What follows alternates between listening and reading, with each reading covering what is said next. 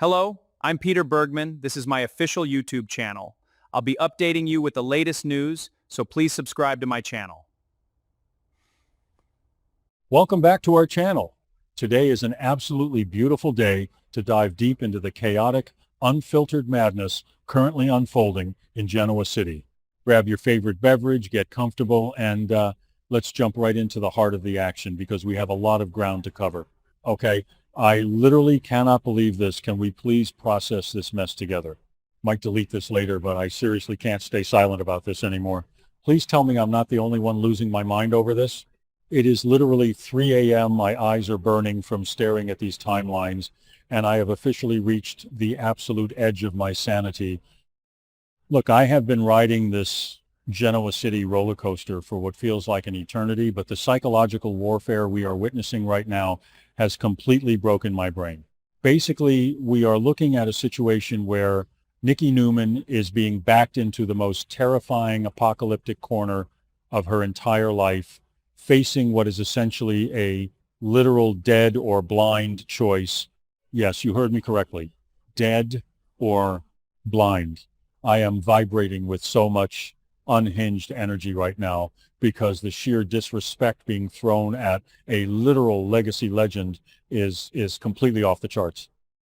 Honestly, I need the entire digital hive mind to witness my existential collapse right now because this lore-shattering climax is a total game changer and I am fundamentally unwell.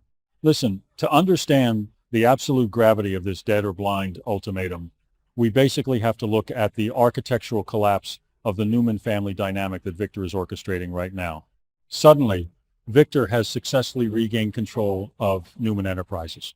That is a major flex, right? We all know the mustache always wins, but what does he do the absolute time? Second times he gets the throne back. He honors his deal and hands Chancellor straight over to Lily Winters. Honestly, I am screaming at my monitor. He is just casually tossing an entire corporate empire to Lily like it's a spare set of car keys. Basically, Victor is prioritizing a corporate chess move over the psychological well-being of his own wife. Nikki is sitting there having poured her blood, sweat, and tears into the Chancellor legacy, and Victor just rips it away. Look, this isn't just a business transaction. This is a lethal crunch to Nikki's soul. She is being forced to watch her legacy get handed to Lily, and she is left with this harrowing, impossible choice. Turn a blind eye to her husband's ultimate betrayal, or fight back and risk absolute, scorched earth destruction. Dead or blind, guys. Those are the only two options left on the table. Honestly, let's deeply analyze the blind option first, because basically it is the most toxic pill to swallow. If Nikki chooses to be blind, she is essentially agreeing to lobotomize her own pride. Look, she would have to smile, nod, and pretend that Victor giving Chancellor to Lily doesn't feel like a jagged dagger to the chest. She would have to turn a blind eye to the fact that Victor used her hard work as a cheap bargaining chip. Honestly, can you even imagine Nikki Newman, a woman who has survived cults, alcoholism, and literal murder attempts, just rolling over and playing blind? Suddenly, she's supposed to just accept that she is collateral damage in Victor's grandmaster plan? Basically, choosing blind means killing her own spirit. It means accepting that in the hierarchy of Victor Newman's life, his corporate promises to outsiders like Lily Winters rank significantly higher than his loyalty to his own wife. I am low-key obsessing over the psychological damage this is going to inflict on her because, honestly, pretending not to see the knife in your back is sometimes a million times worse than the stab itself. But then look at the dead option. If Nikki chooses dead, she is choosing absolute war. I am hitting the all caps because this is where the vibe redlines and breaks the scale. If she refuses to be blind, if she refuses to look away from this massive, unforgivable betrayal, she has to go completely nuclear. Choosing dead means she is willing to kill the peace in her marriage. It means she is willing to tear down the very foundation of the Newman legacy to prove a point. Basically, she would be burning the ranch to the ground, metaphorically. Honestly, part of me desperately wants her to do it. I want her to unleash absolute hell on Victor for doing this to her. But listen, the fallout would be catastrophic. It would be the death of her relationship, the death of their family unity, and potentially the death of her own sanity. She is standing at the edge of this cliff looking down at the jagged rocks of her marriage, and Victor is the one who violently pushed her there. Unbelievable, guys, what's going on here? How did we get to a point where a legacy character is forced into a dead or blind corner just so Lily can score a massive victory? Speaking of the fallout, listen to what Nick Newman is doing right now. Nick is literally the only person in Genoa City who is reading the room correctly. He is at the Newman Ranch, actively confronting Victor, complaining loudly about how handing Chancellor to Lily is going to fundamentally destroy Nikki. Look, Nick knows his mother better than anyone. He knows that this isn't just a minor setback. This is the exact kind of psychic damage that pushes Nikki to the absolute brink. Suddenly, Nick is acting as the frantic voice of reason, trying to shake Victor by the shoulders and make him realize the dead or blind scenario he has just created. But does Victor care? Honestly, no. Victor is completely unbothered. Basically, Victor is so high on his own supply, so obsessed with his own power trip, that he is completely ignoring the emotional shrapnel tearing through his family. Nick is low-key the MVP right now for actually caring about Nikki's mental state while Victor is busy playing God. Wait, speaking of Victor playing God, suddenly I need to talk about what is happening in the guest house because I am losing my mind over this bizarre side plot. Basically, Victor has Matt locked up at the ranch like some sort of captive science experiment. Matt is literally begging just to take a shower, and Victor finally lets him wash up and change clothes, only to subject him to this insane, rigorous psychological test of sincerity. Victor is threatening to completely crush Matt if he doesn't pass this test, and I'm just sitting here like, what is even happening? Whoa, I've really gone off chasing butterflies into another dimension. Bringing the signal back, let's stick to the script. We are talking about Nikki's existential crisis, not Victor's weird hostage situation. But honestly, it just proves my point. Victor is completely detached from reality and empathy right now. He is testing Matt while completely ignoring the fact that he is pushing his own wife toward a dead or blind ultimatum. Look, we have to talk about the other side of this coin, which is Lily Winters. Honestly, Lily is living her absolute best life right now, and the contrast is giving me severe whiplash. Basically, Lily is ecstatic.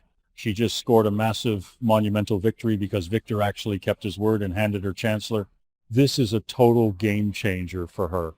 Suddenly, she is at society buzzing with this transcendent hype, and she immediately pulls Kane Ashby into the mix. She asks Kane to step in and run the company for her. Listen, Kane is already super emotional because his twins, Maddie and Charlie, just sent a group text praising him for helping Malcolm recover. So Kane is overwhelmed with family love. Lily is handing him the keys to the kingdom, and they are basically on top of the world. But honestly, every single time Lily smiles about this Chancellor victory, it is a direct, lethal crunch to Nikki Newman's soul. Lily's major flex is Nikki's ultimate humiliation. I literally cannot stop thinking about how incredibly unfair this dynamic is. Basically, Nikki has to sit in the shadows and watch Lily and Kane parade around Genoa City, celebrating the spoils of a war that Nikki fought and bled in. Look, this is exactly why the dead or blind choice is so imminent. Every single time Nikki logs onto the internet or walks into Crimson Lights or hears a whisper at society, she is going to be violently reminded that Chancellor is gone. Honestly, how long can she choose to be blind? How long can she pretend that she isn't suffocating under the heavy weight of Victor's betrayal? Suddenly, I am realizing that Nikki doesn't really have a choice at all. Being blind is just a slow, agonizing death. So basically, she has to choose dead. She has to choose to blow it all up. I am literally screaming at my screen right now because she needs to fight back. She needs to show Victor that she is not just some pawn on his board. Honestly, the psychological layers here are so dense, I feel like I'm drowning in them. Listen, Nikki has always been the anchor for Victor. When he goes off the rails, she is the one who grounds him. But now he has deliberately severed that anchor. By giving Chancellor to Lily, he has basically told Nikki that her contributions are completely expendable. Look, this is a woman who defines herself by her strength and her resilience. To strip her of her corporate identity and hand it to a rival family is a violation of the highest order. Suddenly, Nikki is stripped bare. She is standing at the crossroads of dead or blind, and the tragic irony is that Victor doesn't even realize he put her there. He thinks he is just tying up loose ends, honoring a business deal, and moving on to his next victim. Basically, Victor's lack of emotional intelligence is the true villain of this story, and Nikki is the collateral damage. Wait, why are we like this? Why do we invest so much of our souls into these characters only to watch them get fundamentally destroyed by the people who are supposed to love them? Let's take a high-octane jump cut over to Phyllis Summers for a second, because honestly, her current situation perfectly mirrors Nikki's desperate need for control. Basically, Phyllis is also spiraling because she was forced out of Newman Enterprises.